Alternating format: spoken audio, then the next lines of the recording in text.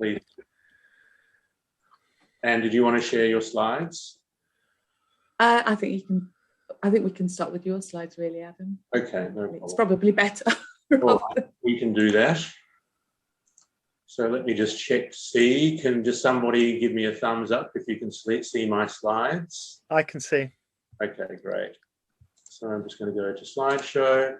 Now I'm just going to jump through the first few slides. Just a little bit about me. I'm a senior lecturer in science and technology studies at University of Wollongong in Australia. I've had quite a long relationship with SPRU, as has STS at Wollongong, going back to its establishment in the late 1960s through Stephen Hill. So I'm just going to quickly go through an outline with you. The biographical and context info in the first 9 slides. I'll just let you read at your own leisure. I'm not going to go through them with you. There was a little bit of preparatory work which I would have liked you to do before we got started. I mean, that was mainly about just going through some of the web sites that we're going to be doing the exercises based around, and opening up those websites in a browser in the background. And just to give you a bit of a heads up, if you haven't already been familiar with going through the slides, is just to have the slides running in the background, as well as obviously a browser in the background behind Zoom, so I can flick between the slides, the browsers, and obviously the screen for Zoom. So I'll go through how the workshop will run with you in a second. The topics covered are those 4 topics below. Again, I won't bother going over them with you again. And finally, in the slides, there is a set of useful websites and software, again, which is for self-exploration. So just to jump through this initial stuff, I'm going to go through the contents of the slides with you as an introduction. And then I will go through the exercises from 1 to 4 in turn, and I'll show you the basic functionality and layout of each of the relevant sites. Then you will have the different groups, which Yvonne will allocate to you randomly. You'll have 7 minutes to practice 1 or more of those exercises collectively. And then you'll have 7 minutes to engage in free exploration and discussion within your groups. And then at the end of that 14 minutes, we'll come back together, come out of the chat rooms. And then if you want to report back, you can either put your reports back into the chat function, or you can put your hands up and just speak briefly to what you found. And just if you could please try to restrict your comments to 2 minutes, no more than 2 minutes. And Mark will be cracking the whip over people if you go over time. He'll give you a 30-second warning before the 2 minutes is up. So once we go through your feedback, we'll then move on to the next exercise. After the first 2 exercises, we're going to have a 15-minute break. And if during that 15 minutes you would like to be put into groups based on your interests or the regions in which you're working, let Yvonne or Mark or me know, either through the chat or just directly talking to us. And then Yvonne will try to finesse that and put you into different groups for this last 2 exercises. Now, at the end of the workshop, those of you who've got time and the inclination, you can remain on Zoom, assuming that we can keep that going, or might have to send another link out, and then we can have an open dialogue about possibility of future collaboration. And of course, if you have to leave early, that's fine. Just let us know if you want to be involved in this in future via email. So my introductory discussions are going to be recorded, and we're going to save the chats, but we'll anonymise them for distribution to all the registrants afterwards.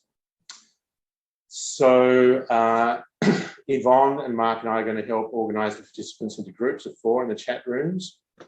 They'll be allocated randomly for the first 2 exercises, as I mentioned. Yvonne's going to remain outside the chat rooms to answer technical questions about using Zoom and getting in and out of the chat rooms. You can interact with people outside the chat rooms and with the organisers via the chat function. During the exercises, I'll remain outside the chat rooms during the exercises to answer any questions that you've got, and if you need any guidance or advice via email. And we've also set up a G Drive document, which Mark will put into the chat function. So if you want to put additional comments or chat stuff, you can put it into that G Drive document. So even when you're in the chat rooms, you should be able to do that. As I said before, at the end of each exercise, 2 or 3 groups can provide some brief verbal feedback. And it's fine to drop in or out of the exercises if you've got other commitments, but just please let the organisers and others in your group know if you need to leave early, just as a matter of courtesy. So the topics we're going to cover, first up, LinkedIn is an employment tracking tool. So I hope you've all got these windows open, because we'll be flicking backwards and forwards between them.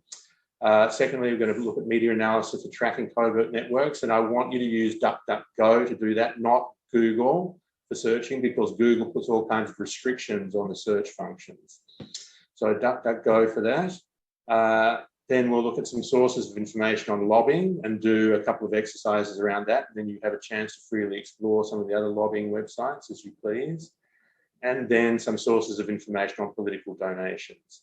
So again, I'm going to give you a couple of websites, one based in the UK, one based here in the UK, one based in the US, and a third NGO one. And as I mentioned, there's at the end, there are useful websites and software for you to explore.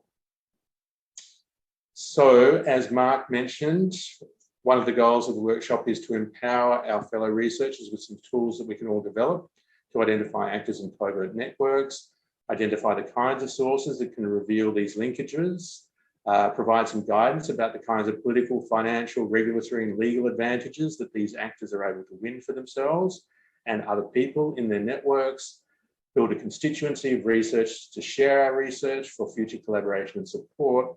But if you're not interested in doing that, just please let us know and we'll just take you off the list.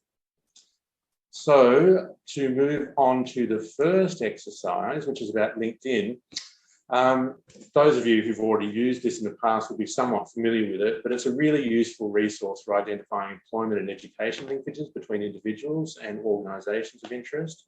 It's good for locating people who are like-minded and who are likely to share your interests and concerns, as well as those who are going to be opposed to them. So many people who can be identified via keyword searches are not necessarily going to be of any interest or significance. So, you know, you're going to have to filter through a lot of this stuff to find people who are actually, key to what you're looking for. But you can find out about people of interest in their employment histories and links to others of interest by doing these searches. So by following one person, you can follow their links to other people and find other people in that way. It's time consuming, but rewarding. I mean, scraping is illegal, or it's beyond the terms of service for LinkedIn. So I have nothing more to say about that. It's a useful tool for identifying individuals who might otherwise slip below the radar of investigative journalists and NGOs, and particularly, obviously, less visible members and less visible nodes of these networks. But of course, not everyone makes their profiles public, especially those who don't like public scrutiny. So there are some people that you're not going to be able to find, even if they do have profiles on LinkedIn. So in terms of refining keyword searches and the exercise tasks that I want you to go through with us, the more refined and more specific the keywords that you use, the more likely the searchers are going to locate the kinds of people that you're looking for by including organisations in particular, or corporations or political parties and so on. So also using employment terms like senior advisors, consultants, public relations, communications managers, obviously politicians, they're all good employment categories to start with. Also, terms like director, board member, CEO, senior executives, in relation to peak industry bodies and corporations of interest. And I want you just to start with 4 simple group exercises that you can explore for 7 minutes, as I mentioned before. You can then freely explore LinkedIn using keyword searches of issues, people, organisations in which you've got an interest. And that will go for another 7 minutes. Then we'll come back and end the exercise with a brief discussion of what you found. So I would like you, I'll just quickly go through what I want you to do in these first 4 exercises, and you can do these in any order that you like. I guess you just decide on these within your groups. So the first one is just do a search for public relations and fossil fuel, but don't put quotation marks into the search function in LinkedIn, and then just see what you find. I put up what I found. I mean, just to bear in mind, you're only probably going to see a group of 10 in the first lookup that you make. But then if you go down lower in the screen, you'll see a tab called See All People Results. And then again, you'll just see 10 people, but you can just keep scrolling through and see more and more people that you go through. The second one is looking at public relations, or PR, combined with BP, obviously for British Petroleum. And again, just go through, you'll see, a group of 10, see all people results, and you can just keep scrolling through until you find more. But you'll see at the top of the search how many results you're getting. So it'll give you some idea of how many people are coming up who've got links in that way. And that, of course, doesn't mean that everybody in that 30,000 have all worked in public relations for BP. It just means that somewhere on their website they've got those words. The third exercise is to use the term staffer combined with minister and energy, and again, see what you get. When I did it, I got 85 results, but some of those people were environmental activists, some of them were consultants, some were bureaucrats, and some were corporate employees. And again, if you drill down further, you're going to see their profiles and see for whom they've worked in the past. And of course, again, not all of these people are going to be relevant. So the fourth exercise was to use the terms advisor, gas, and minister. And when I did that search, I got about 1,800 results.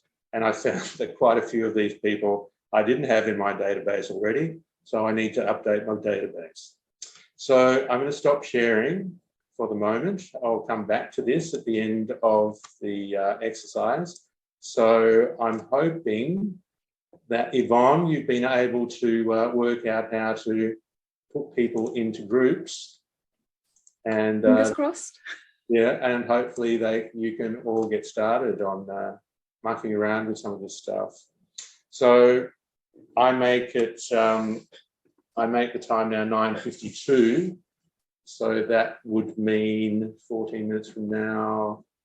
What would that make it? It would make it 6 minutes past 10 that we would finish this exercise.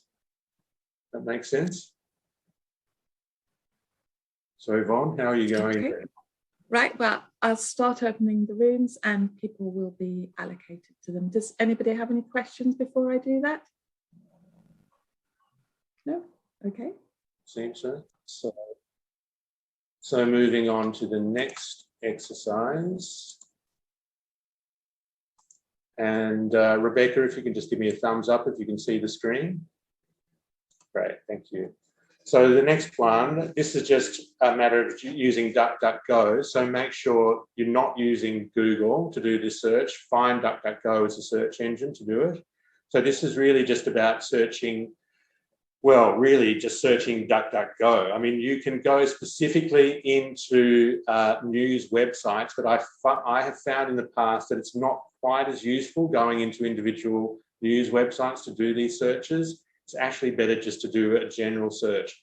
But if you are looking for specific news items or specific, or the way that a news organisation is reporting on a particular issue, then it is possibly worthwhile to go into, the Sky News website or the Independent website or BBC News or whatever it happens to be. So you can actually get really surprising amounts of information by doing this kind of thing.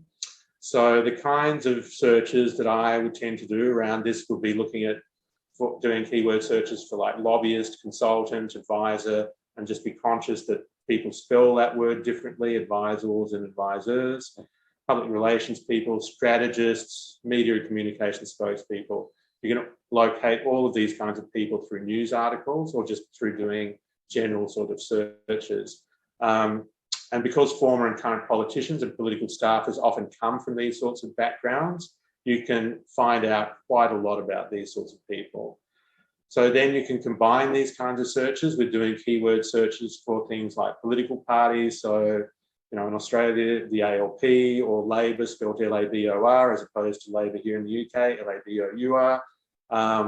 Obviously, the Tories, Conservative, names of individual bureaucracies, the names of think tanks, names of particular corporations, and also industry and business peak bodies like chambers of commerce, industry peak bodies, and so on. You could also use this as a way of looking at accountancy firms. So, the big four have often got their snouts in the trough on these different projects. So KPMG, Ernst & Young, PricewaterhouseCoopers, Deloitte, individual PR, public relations and consultancy firms, particularly the bigger ones. And if you know that there are particular politicians working for these PR companies or for these consultancy firms, you can do keyword searches for them and see who they're connected to. And as I mentioned, peak industry bodies and business organisations. So in terms of the keyword searches in the exercise task, again, the more refined and the more specific the keywords that you use, the more likely the searches are going to locate the kinds of people that you're looking for. So this time, I want you to try to use a combination of media organisation search terms, political parties or political orientations, types of industry or business, and all kinds of employment categories. So DuckDuckGo and sort of Google. We'll just start with 3 simple group exercises you can explore. Again, for 7 minutes, then you're free to just muck around and see what you come up with. And again, we'll just follow this structure where you spend about 14, 15 minutes working in your groups to explore this stuff, and then we'll come back again for a 6-minute discussion. So I'll just show you what I'm proposing that you look at. So the first one would be a search using the keywords The Guardian, public relations, fossil fuel, and conservative, but put quotation marks this time around the 2-word phrases, and do it in that order so that you get some consistency in the kinds of results that you find and compare what you find. So in this case, I'd actually suggest that you all do within your groups the same search and see if you get different results, because that in itself, I think, will be interesting. So when I did this, I found a couple of articles from 2019 and 2015 that named people and organisations. There were also a number of other articles from the Washington Post and other sources that also contained useful information. So I'd be interested to see if you just get the same results. But in this way, you can obviously start building lists of organisations and individuals of interest, and you can then further refine your searches as you gather more information.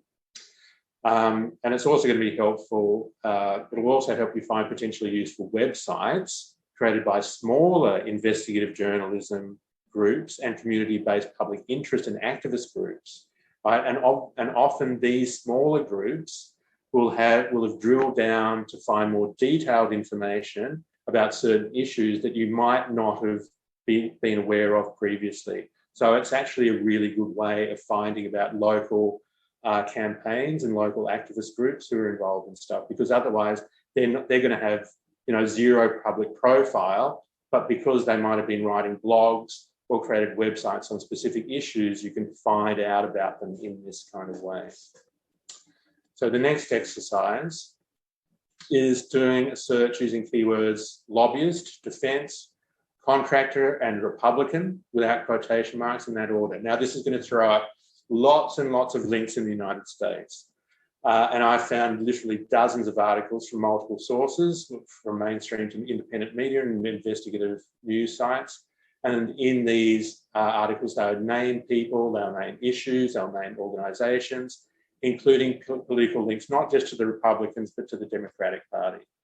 So again, you can use these articles to start building lists of organisations and individuals of interest and further refine your searches using that information that you get together. So the third one was using the words donations, consult, pharmaceutical, and party in that order. When I did the search, I found dozens of articles from multiple sources, and again, from mainstream to independent media, investigative websites, as well as official government websites. And in this case, naming people, issues, organisations, including political links to the Democrats, the Republicans, Tories and Labor here in the UK, as well as the Liberal Party in Australia. So again, depending on which country you're in, you might get different results. So I think it's worthwhile doing these exercises in order collectively and comparing what outcomes you get in terms of the searches, because you might find that you're getting very different material coming up. And again, organisations, individual strategies, funding, donations, all of these things can be revealed in these articles, including the dates when those events unfolded. So this is all really useful information that you can start adding to your databases. Oh, sorry, I'm going backwards. So that was that. So I'm going to stop sharing and I'll let Yvonne allocate you again to rooms. And I think she's just going to do this round.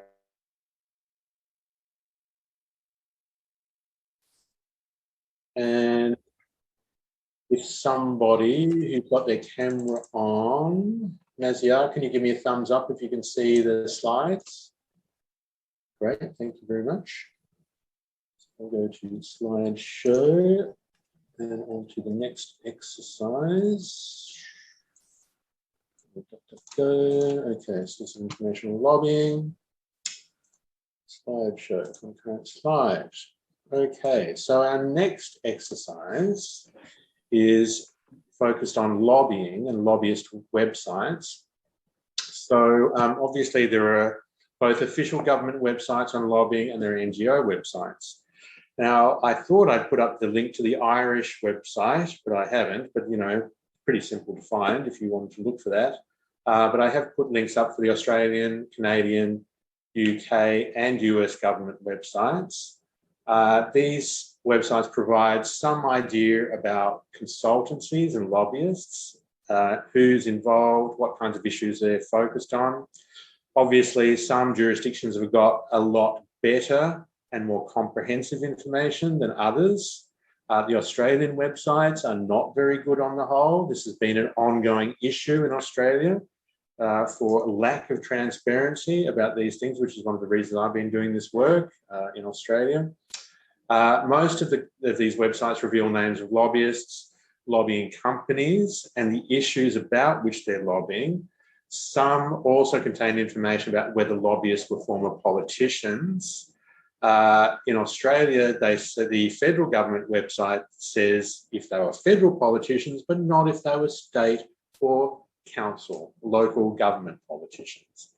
Less often, they provide details of who the lobbyists met with in government, the dates that they met, and the details of the topics that have been discussed. So the websites of lobbying and PR firms also contain information about their members, executives, who their funders are, who their clients are, and so on. So, you know, there are various ways of getting at these issues, both through NGOs, through government websites, and through the companies themselves. So in order to conduct lobbying register searches and these exercise tasks, I'm going to actually show you a couple of the ones that I've been looking at and give you a bit of a heads up about how to go about doing it.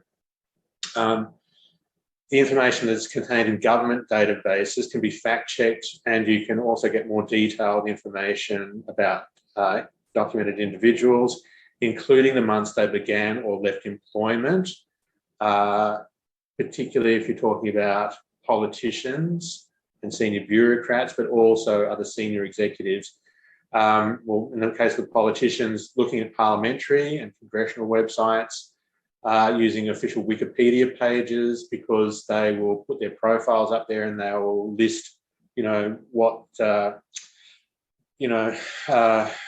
seats they represented, or if they were senators, what states they represented, and details about when they're in official positions as politicians and committees and this kind of thing. So Wikipedia can actually be quite useful for that sort of thing.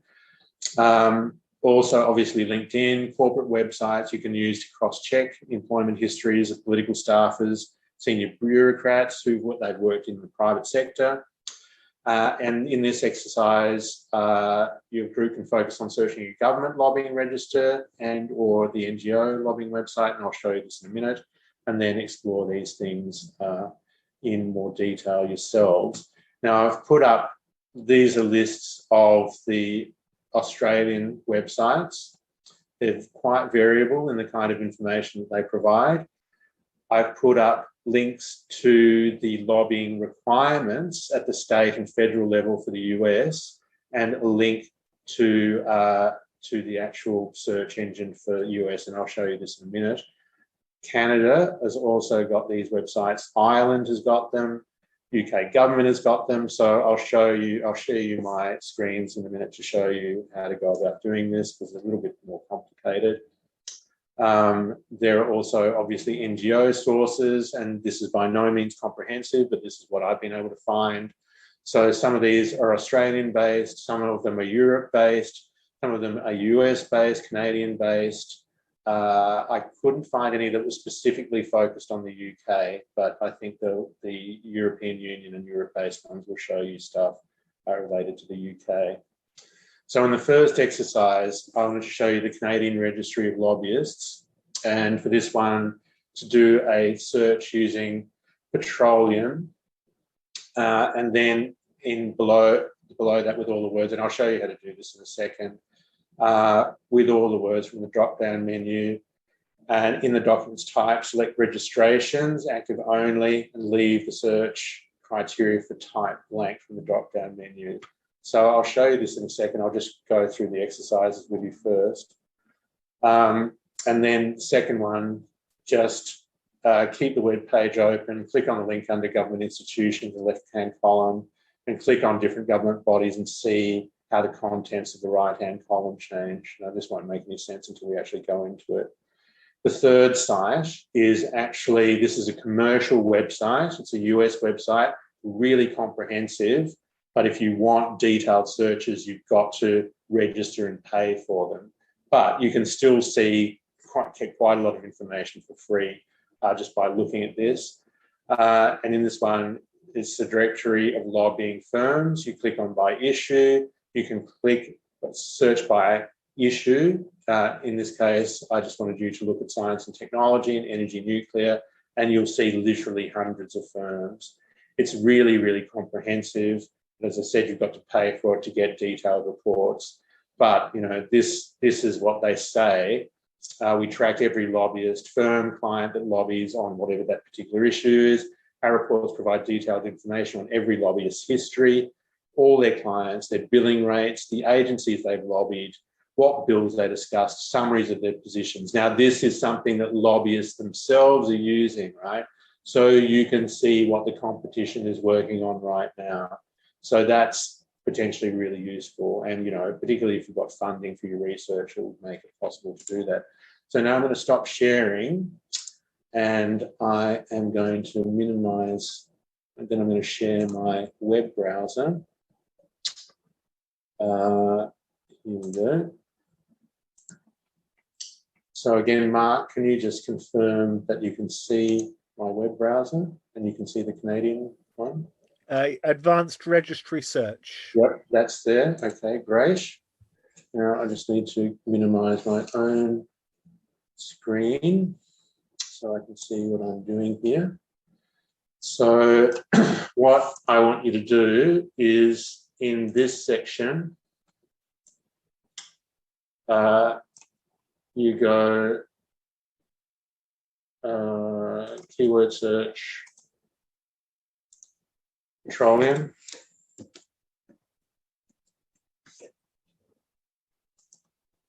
With all the words. In the documents type, select registrations active only. So that's there. And leave the search criteria for type blank, and then do a search and see what you come up with.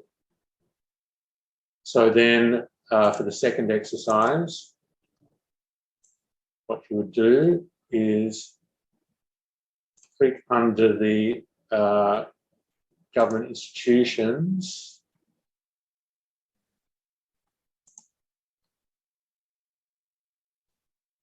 can't remember how I did this before. Click on the link under government institutions in the left-hand column. Oh, actually, I've got to do the search first, don't I? So then you see these 43 results once you actually do the search. And then you can see government institutions, and you can see the subject matter of the lobbying activity. So this is showing you how many of the lobbyists are lobbying on which issues. And it tells you here how many times they've registered and how many times they've lobbied from those dates up to the present. So basically, this is just, for Canadian Association of Petroleum Producers, if it's saying 1208, that's the 8th of December. So they've just lobbied once since the 12th of December last year. So just in 5 weeks or so.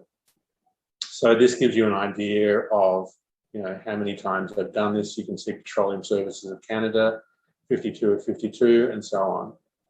So that's that website. So just have a muck around with that.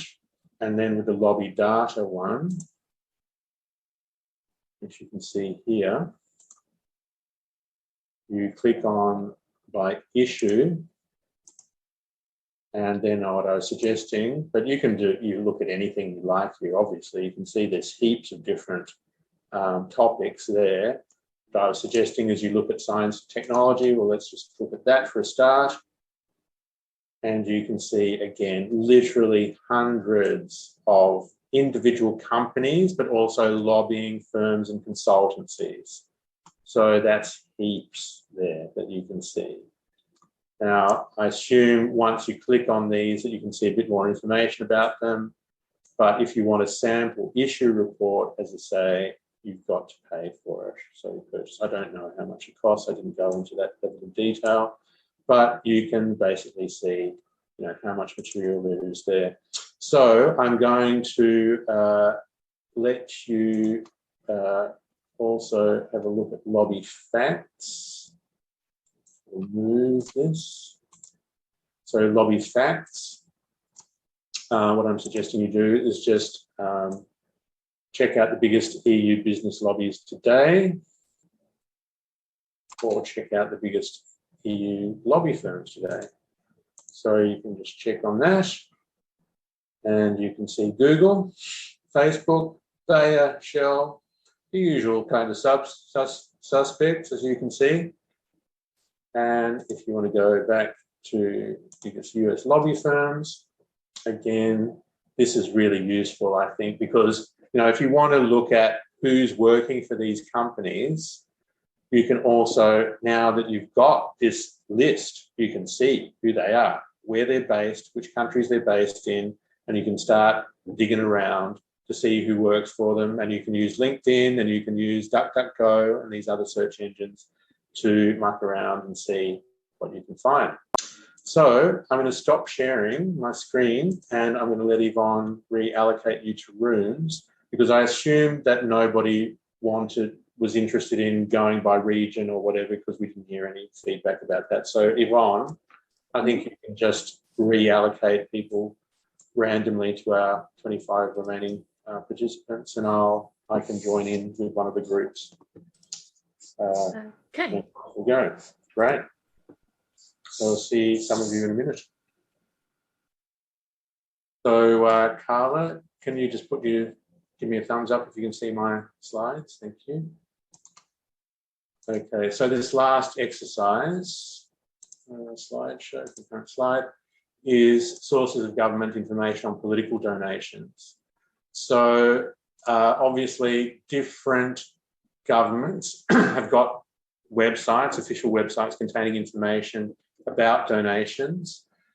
These regulations vary widely between jurisdictions. From what I could tell, the UK government regulations seem good in comparison to those in Australia and the US. That's, general regulations around political donations, not specifically these websites. But the US and UK government websites and registers, they look very comprehensive compared to anything in Australia. There's been ongoing efforts for the last 10 years in Australia to improve this, but there's been resistance, active resistance from incumbent governments to having this happen, and within political factions within the major parties in Australia. So it'd be good to hear from participants at the end of the discussion. If you're aware of other national government donation websites, Canada, Ireland, elsewhere, Europe and other parts of the world. There are a lot of NGOs and some academics who've been diligent about collating this information. The Australian research has informed some of my own, and I've given you some links to that later. So again, you've got 7 minutes to do one or both of the exercises and another 7 minutes for open exploration. So these are some of the websites I've found documenting this, including an NGO website, Open Secrets. And this is some of the research that I used in that paper that I distributed, which might have got you interested in enrolling in the workshop if you want to follow them up. So the first exercise was looking at the UK Electoral Commission's donations database. And I'll go through this with you when we actually do the exercise, so I won't dwell on it now. The second one was about using the FEC's database on individual contributions and looking at Nancy Pelosi, and then an open exploration. So again, I'm going to stop sharing and actually just show you the websites and escape from that so I can get out and then go to this and then share my screen again. So again, I just need to move around a little bit. And Rishi, can you give me a thumbs up if you can see that screen? Great, thank you. A bit smaller again. Go back to my slides so I can follow my own instructions. Okay, so with this one, you want to go to the search criteria, which is this button here. And in this case, go to donations and loans. So I'm saying donations there. Deselect from the selected regulated group but the boxes for political party and regulated donee, that should say, not regulated done. Stupid autocorrect. So that's political party, regulated donee, and then in the type of selected type of search,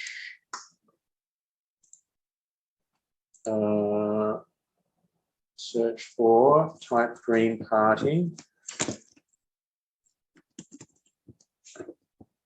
and then hit search.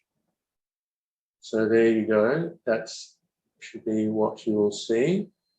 And you can see there are multiple pages down there. You can export the results as a CSV file, and you can go across and look at more data there. So depending on how big your screen is, obviously I've minimized it a bit so that I can share this with you and see what else I'm doing. So that's for that exercise. We'll pull this down a little bit.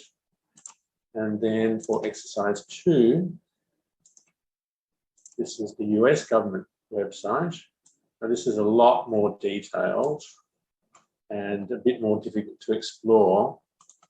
So in this one, I want you to go into recipient name or ID, Nancy Pelosi, who, as you probably know, is the chair of Democratic Senate. And for this one, it is, I want you to look at Nancy Pelosi for Congress, but you've got to just be conscious that you want to be looking for a particular time period. And obviously you want to be looking at a period when there was an election. So you don't want that. What you want to go is recipient date range down here. So you want to actually go off 2020 to 2021 and put in 2019, 2020 before. I could actually do that. I don't know why it's not allowing you to do it, but you can just change this here. So just go 2019 to 2020. And then it'll take a minute for it to load the results. So you can see there it says just a moment while we process your new request. You are searching a large data set. And you can see that's the total number of individual contributions, and that's obviously for all members of Congress and you know, all the different parties. So you can see there slightly more results than I got first time. I must have made it slightly different, but you can see 156,000 results there. So again, I'll just let you explore this. I'm going to stop sharing and let you have a much